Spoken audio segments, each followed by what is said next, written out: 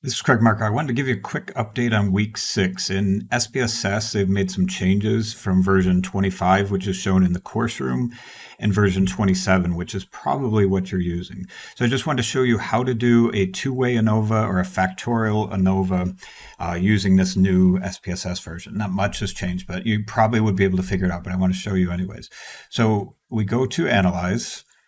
We're going to go to the General Linear Model. And then under General Linear Model is Univariate. So when we do repeated measures ANOVA, we'll use repeated measures, but for now, Univariate General Linear Model. Be much easier if it was just labeled Factorial ANOVA, but this is what we have right now. So we click on Univariate. And then for the different boxes, it's laid out a little bit different. This general linear model accepts continuous variables, categorical variables. So when we're doing a factorial ANOVA, the independent variables are categorical. So this is much more powerful than factorial ANOVA. So it's got many more options that are listed here. So what I have is a dependent variable.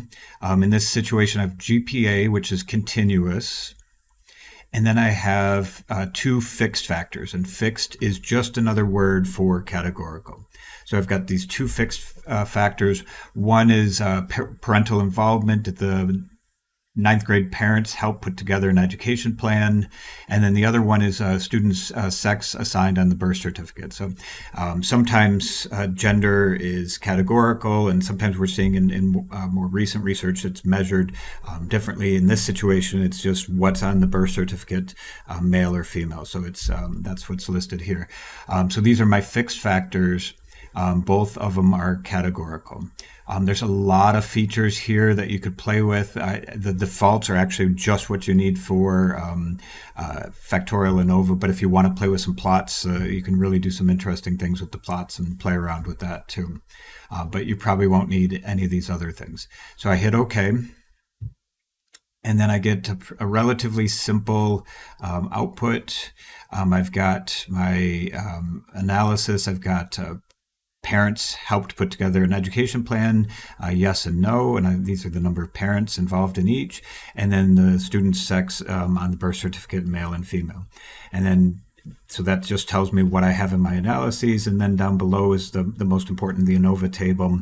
The things that we're interested in is the effect of each independent variable.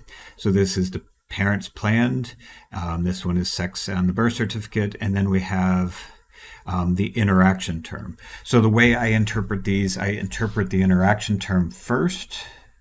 In this situation, interaction is not significant. There's no difference between genders on whether parents put together a plan or not. So then I'll go and interpret each of the main effects independently.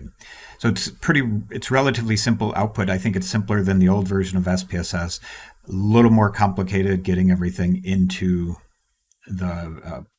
getting the model to build in the first place.